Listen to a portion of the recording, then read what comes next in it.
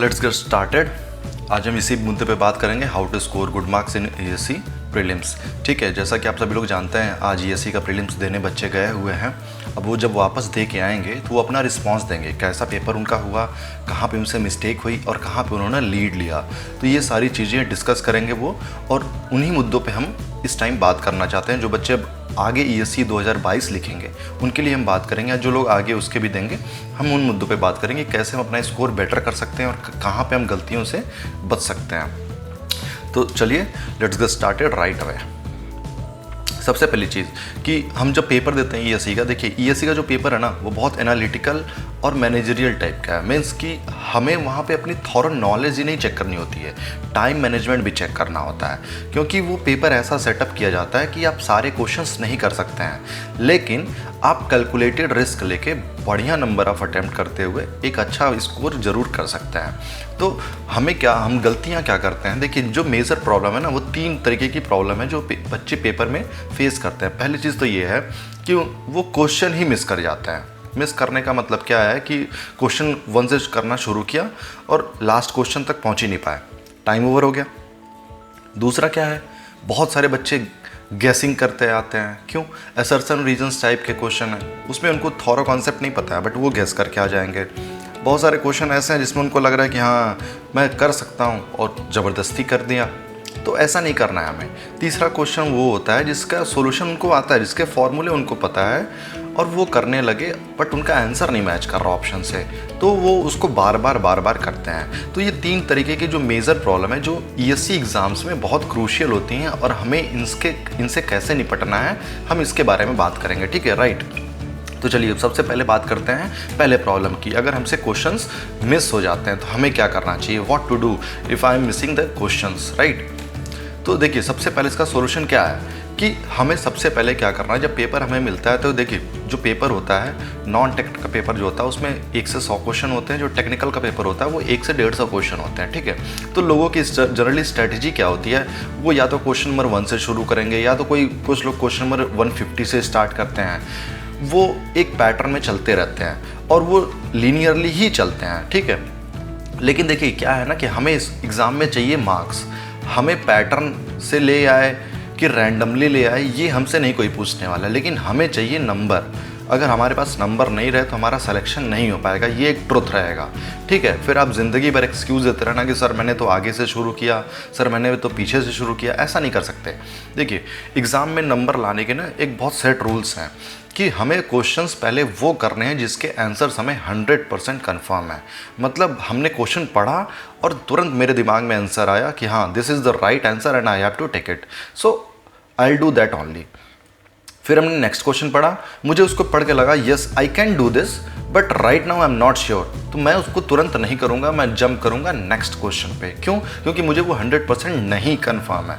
तो मैं पहला क्वेश्चन किया, वेदर इट बी न्यूमेरिकल और theory it doesn't matter, but वो क्वेश्चन शॉर्ट में होना चाहिए और तुरंत क्लिक होना चाहिए, तो मैं उसको तुरंत करूँगा। अगर वो क्वेश्चन मुझसे तुरंत नहीं होने वाला है तो मैं उसको पहली बार में नहीं अटेम्प्ट करूँगा। क्यों? क्योंकि देखिए हमारे पास जो 3 आवर्स का टाइम पीरियड है ना उसको हमें 3 पार्ट में ब्रेक करना है। पहला पार्ट हमें उसको देना है जिसमें वो क्वेश्चन जो मैंने पढ़ते ही मुझसे हो गए, तो मैंने उसको एक ही बार में कर दिया। तो मैं इस तरीके से 1 से लेकर 150 तक जाऊंगा बारी बारी से, और जो क्वेश्चन मुझे पहली बार में पढ़ते ही आया मैं उसे कर दूंगा। तो इस तरीके से क्या हुआ, एक बार मैंने ओवरव्यू ले लिया पूरे पेपर का, मुझे पता चल गया कौन सा क्वेश्चन है पेपर में और कौन सा मैंने किया है, कौन सा मैंने छोड़ा है। सेकंड अटेम्प्ट में जब आऊँगा तो फिर मैं करूँगा वो क्वेश्चन जिसमें मुझे पता है कि हाँ अब मैं इसको कर सकता हूँ, इसको मुझे 1 से 1.5 मिनट लगेगा या मैक्स 2 मिनट लगेगा, अब मैं उसको करूँगा। क्योंकि मुझे पता है अब वो क्वेश्चंस मैंने कर लिए जो विदिन सेकंड्स होने वाले थे, अब उन क्वेश्चन को करना है जो मैं 100% कंफर्म कर सकता हूँ, बट ये 1 मिनट 1.5 मिनट लेगा, तो अब मैं इनको करूँगा। जब सेकंड अटेम्प्ट में मैंने वो सारे क्वेश्चन कर लिए, उसके बाद मैं क्या करूँगा, जो थर्ड अटेम्प्ट होगा पेपर का उसमें मैंने वो क्वेश्चन करना है जिसमें मैं 50-50 हूँ।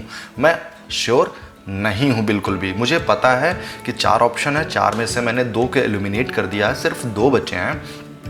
उन 2 में से मुझे किसी को टिक करना है। तो ये सबसे थर्ड अटेम्प्ट में करना होता है हमें, पहले दूसरे अटेम्प्ट में नहीं करना होता है। इस तरीके से क्या होता है कि हम एक ही क्वेश्चन को लगभग तीसरी बार पढ़ रहे होते हैं पेपर में, और कई बार ऐसा होता है कि कई बार क्वेश्चन पहली बार पढ़ने में क्लिक नहीं करता है हमारे दिमाग में, तो हम उसको दूसरी बार जब करते हैं तो हो सकता है उसका आंसर हमें आ जाए, या जब हम तीसरी बार कर रहे हो तो हमें उसका आंसर आ जाए।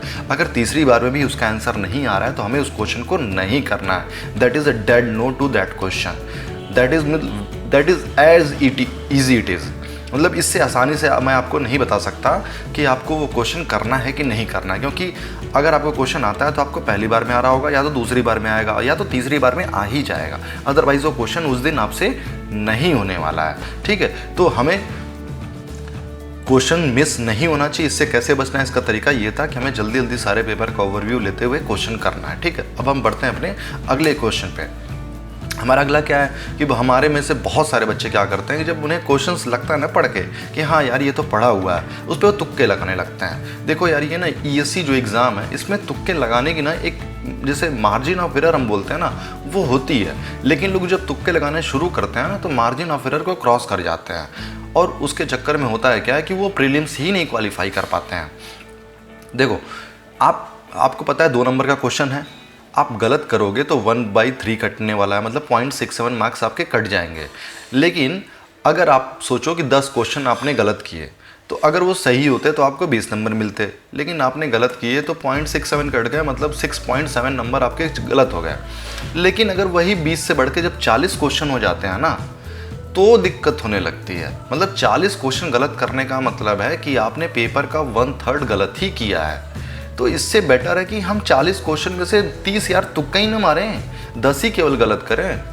तो क्यों इतने ज़्यादा नंबर गलत करने का, नेगेटिव करने का मतलब है, कोई बेनिफिट नहीं मिलेगा हमें। तो हमें गेसिंग से कैसे बचना है हम इसके बारे में देखेंगे। तो सबसे पहले बात, स्ट्रिक्टली से नो टू गेसिंग। हमें गेसिंग करनी ही नहीं है, क्योंकि अगर हमें नहीं आता है तो हमें उस क्वेश्चन को नहीं करना है। मतलब बिल्कुल ये एक बाइबल रूल है कि हमें करना ही नहीं है। और क्या करना है, यस टू एलिमिनेशन करना है कि अगर हम एलिमिनेट करके आंसर निकाल सकते हैं तो हम उसको ट्राई करेंगे। अदरवाइज अगर हमसे एलिमिनेशन भी उसमें नहीं लग रहा है तो हम नहीं करेंगे। बिल्कुल जंप टू नेक्स्ट क्वेश्चन, कुछ नहीं कर सकते हैं। और ये जो गेसिंग का जो क्राइटेरिया है ना कि हमें गेसिंग तुक्के लगाने कब है, ये तुक्के लगाने का भी भाई देखो एक सिस्टम है। सिस्टम का मतलब क्या है कि जब हमने एक प्रॉपर अटेम्प्ट ले लिया है, मतलब 150 क्वेश्चन है और हमने लगभग 100-120 कर लिया है, और वो 100-120 का मतलब है कि 100 मैंने अपने कॉन्फिडेंस में किया है, मतलब कॉन्फिडेंस में किया है कि सही किया है, तो 100 कर लिया है, बचे हैं 50 क्वेश्चन, तो 50 में से मैं 10-15 क्वेश्चन मैं कर सकता हूँ, लेकिन इससे ज़्यादा ऊपर लिमिट नहीं करूँगा मैं।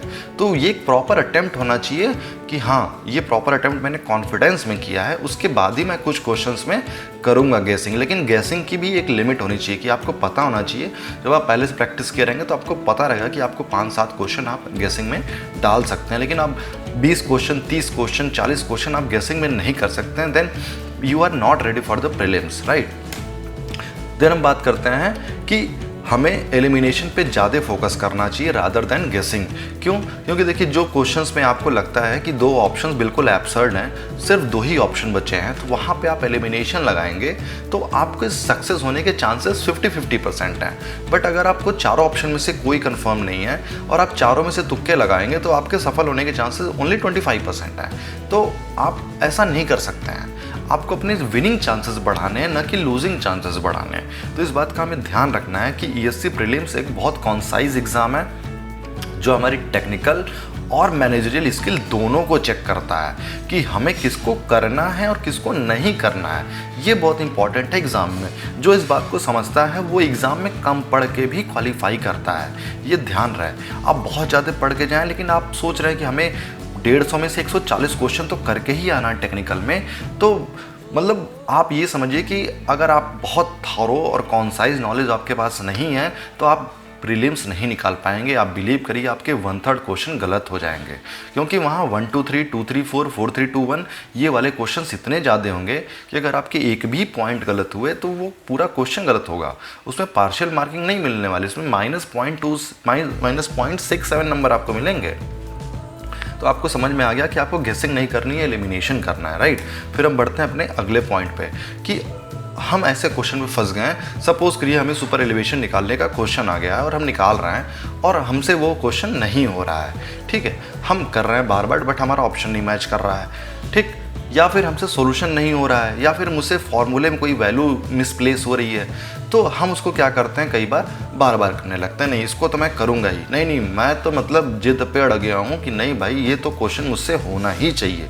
देखो यार, उस क्वेश्चन को करने से ना राष्ट्रपति जी आके तुमको आईएएस नहीं बना देंगे। तुमको क्या करना है, उस क्वेश्चन को प्रणाम कहना है और अगले क्वेश्चन पे चले जाना है। क्यों? क्योंकि भाई देखो वही क्वेश्चन निकलौता नहीं 150 नंबर का है, वो भी 2 ही नंबर का है। अगर आप उसको भी छोड़ दोगे ना तो भी आप अगला क्वेश्चन कर सकते हो। क्यों? आप उसी क्वेश्चन को क्यों बार बार कर रहे हो? एक बार में आपसे नहीं हुआ तो आप एक अटेम्प्ट और ले सकते हो अगर वो क्वेश्चन छोटा है तो। लेकिन अगर वो क्वेश्चन बड़ा है तो you can not risk to waste your time on that second attempt, क्योंकि जितना टाइम आपने उस क्वेश्चन के सेकेंड अटेम्प्ट में वेस्ट किया ना, उतने टाइम में तो आप दो क्वेश्चन कर देते हैं 1 लाइनर, है कि नहीं? तो आपने 4 नंबर छोड़ दिया और उसके बजाय 0.67 नेगेटिव भी ले लिया आपने। तो हमें उस क्वेश्चन पे अपना टाइम और एफर्ट दोनों वेस्ट नहीं करना है, क्योंकि देखिए क्या होता है ना, क्वेश्चन आपके फर्स्ट टाइम अगर दिमाग में क्लिक नहीं किया तो आप सेकंड अटेम्प्ट में फिर से नहीं आ रहा है तो समझ लीजिए कि वो क्वेश्चन उस दिन आपसे नहीं होने वाला है और वो क्वेश्चन आपका समय वेस्ट कर देगा। वो सिलेक्शन और डिसक्वालिफिकेशन के बीच का डिफरेंस हो सकता है वो क्वेश्चन। तो हमें उस क्वेश्चन को छोड़ के आगे जाना है, हमें उसी पे स्टक नहीं रहना है, क्योंकि बार बार एक ही क्वेश्चन को करते रहने से और उसका आंसर नहीं आता है तो हमारा दिमाग इरिटेट हो जाता है। हमारे दिमाग में बार बार एक पॉइंट बनता है कि हमसे वो क्वेश्चन नहीं हो रहा। उसके चक्कर में होता है क्या है कि हम आने वाले क्वेश्चंस भी जिसमें हम कर सकते हैं बढ़िया थोड़ा सा दिमाग लगाने से, हम वो भी मिस कर देते हैं। तो ये गलती हमसे नहीं होनी चाहिए और हमें इसको अवॉइड करना चाहिए। तो ये 3 मेजर जो गलतियाँ थी जो एग्ज़ाम में लोगों से होती हैं, हमें इसको ध्यान में रखना है और इससे बचना है। अगर हम इन गलतियों से बचेंगे और इस एडवाइस को फॉलो करेंगे तो आप अपने कॉम्पिटिटर से डेफिनेटली एक एडवांटेज लेके चलेंगे। क्यों एडवांटेज लेंगे? क्योंकि देखिए हो सकता है आपका कॉम्पिटिटर सेम क्वेश्चन को अटेम्प्ट कर रहा हो, वो भी वही गलती कर रहा हो जो गलती आप कर रहे हो, लेकिन आपने अपनी गलती को एक्सेप्ट किया कि हाँ ठीक है ये मुझसे गलती हो रही है, मुझे इस क्वेश्चन को अटेम्प्ट नहीं करना है। आप आगे बढ़ गए, वो वही अटेम्प्ट करता रह गया तो आपने उससे 2 नंबर 3 नंबर ज़्यादा ले लिए, तो वो आप उससे आगे निकल गए। डेफिनेटली वो किसी न किसी राउंड में जाके बेनिफिट ही देगा आपको, ठीक है। तो हमें ये सब चीज़ों को ध्यान में रखना है। अगर आप ये करते रहेंगे तो आप डेफिनेटली अब अच्छा स्कोर करेंगे, क्योंकि देखिए आप पहली बार करेंगे, हो सकता है कि गलती हो रही हो आपसे, आप नहीं अपनी हैबिट को चेंज कर पा रहे हो, तो शुरुआत में आपके नंबर कम आएंगे, लेकिन धीरे धीरे आपका ग्राफ इंक्रीज़ करेगा। जैसे जैसे आप इन चीज़ों को फॉलो करेंगे, अपने रिदम में लाएंगे, आप टेस्ट सीरीज़ में इन चीज़ों को प्रैक्टिस करिए, घर पे प्रैक्टिस करिए और मॉक टेस्ट दीजिए, आप डेफिनेटली इम्प्रूव करेंगे और आपको दिखेगा कि मतलब lot has been changed in your performance. बढ़िया इंप्रूवमेंट ग्राफ बनेगा आपका। आप बस इन चीज़ों का ध्यान रखिए। देखिए जो रोड मैप होता है ना सक्सेस का, वो ऐसे ही होता है कि शुरुआत में आदमी गलतियां करता है, लेकिन दूसरा स्टेप ये नहीं होता कि फिर से गलतियां करें। गलतियों को सुधारने की कोशिश की जाती है। आप पहली बार में सारे क्वेश्चन करना चाह रहे हैं, ये गलती है आपकी, आप उसको रेक्टिफाई करिए, सेलेक्टेड क्वेश्चन करिए जो आपको आते हैं, जो इसमें आप 100% कन्फर्म है। डेफिनेटली आपको 2 नंबर दे के जाएगा, कम से कम आपके 0.67 नंबर लेके तो नहीं जाएगा ना। तो हमें इस चीज़ का ध्यान रखना है। फिर हमें क्या करना है, उसी चीज़ की और प्रैक्टिस करनी है, अपने आप को और इम्प्रूव करना है, और एट लास्ट हमें क्या मिलेगा, सक्सेस मिलेगी। तो हमें समझ में आएगा कि जो हमारा एफर्ट था, जो हमने इसमें एफर्ट डाला है और जो स्ट्रैटेजी इन्वेस्ट किया वो हमारे काम आई है। तो इन्हीं सब चीज़ों का ध्यान रखिए और I hope you will get success and best of luck to all students who are giving the ESE 2021 prelims today, and I hope you will also attempt the prelims next year and you will also crack the exam. With this, I hope you like the video. If you do like, please press like and share and subscribe our channel, and at least you can do that. I hope so. So इसी के साथ thank you so much. And if you want to connect with us, you can join our Telegram channel, that is Nanotest Civil, and you can also do the same on the Twitter, that is Nanotest Civil. Thank you so much and have a nice future ahead.